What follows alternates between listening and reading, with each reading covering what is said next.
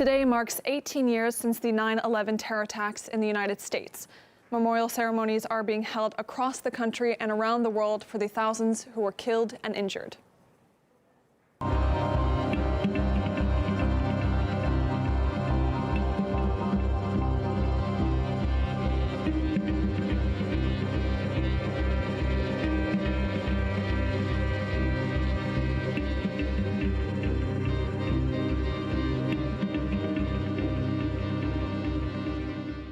Despite inquiries and investigations, many facts remain unclear, with survivors and relatives launching a lawsuit against the Saudi government, claiming they aided some of the masterminds behind the attacks.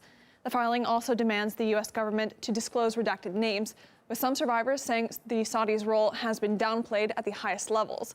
Sources claiming a former FBI director contributed to a cover-up as well. At the time of the attacks, the man in charge of the FBI was Robert Mueller, now of Russia collusion probe fame. He oversaw the agency's 9/11 investigation. He later testified that he wasn't aware of any Saudi links. RT's Caleb Maupin picks up the story.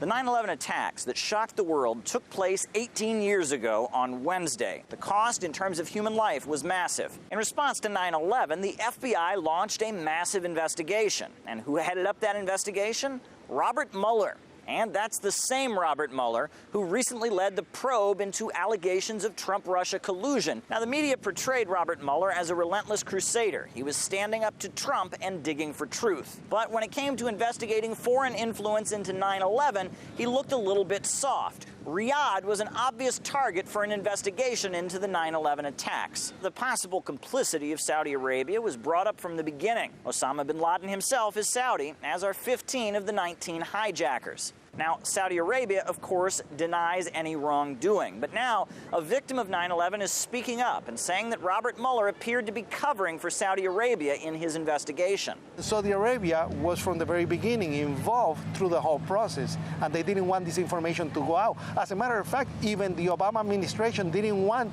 the information to be revealed. They wanted to put the interests of the geopolitical region first than the needs of the families and the family members, survivors that were directly affected by the event. So in a way, it was a way to digest the level of incompetence that we had in the government regarding to the 9/11 investigation. I believe that up to now, we still don't know everything that happened on that day. Now, the FBI agents who did begin to look into Saudi Arabia actually collected all kinds of data, but they weren't allowed to share any of it. Diplomatic and intelligence personnel of Saudi Arabia knowingly provided material support to the two hijackers and facilitated the 9/11 plot. Another former FBI agent says that Prince Bandar, who was at that point the Saudi ambassador, should have been a suspect. He should be treated as a terrorist suspect, as should other members of the Saudi elite class, who the U.S. government knows are currently funding the global jihad. But the FBI didn't question Bandar. Instead, Guandalo was assigned to escort Bandar, as well as a whole slew of Saudi officials and at least one member of the bin Laden family on a plane out of the country. Ray Fournier of the Joint Terrorism Task Force says that he was investigating a Saudi cleric for his possible role in the 9/11 attacks. He says that his warrant for this cleric was canceled, and the cleric also got a special flight out of the country.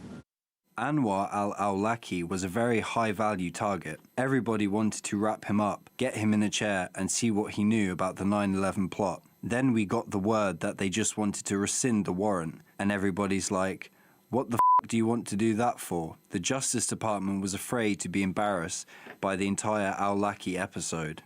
Not only did Robert Mueller seem to have the back of the Saudis when it came to his work at the FBI, but he also objected to the Senate Intel Committee looking into a possible role in 9/11 by the Saudis as well. Investigator Michael Jacobson came across a stray reference to a bureau informant in San Diego who had known one of the hijackers. Bob Graham, the former chairman of the Senate Intelligence Committee, said that Robert Mueller made the strongest objections to Jacobson and his colleagues visiting San Diego. 18 years on, many Americans have lots of questions about 9/11, what forces could have conspired along with the hijackers. And it seems like a lot of these very legitimate questions have not been answered. Caleb Maupin, RT, New York. We spoke to a former FBI agent who was active during investigations into 9/11. She says failures in the process led to policy decisions that have caused more suffering. And if they had gone for the truth about how the 9/11 attacks had occurred and how all these failures to share information, to even read information, if they had done that within a couple of months, and I'm sure most of the agents would have told the truth, the war on Iraq, for instance, would not have been launched.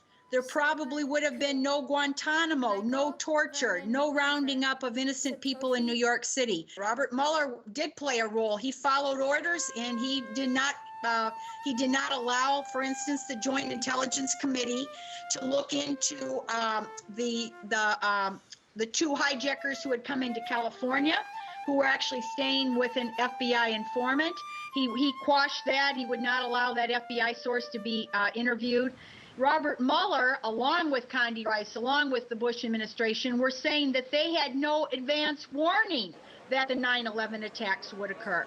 And this was, of course, completely opposite of the truth. There were many, many intelligence warnings and memos that came from a number of different intelligence agencies.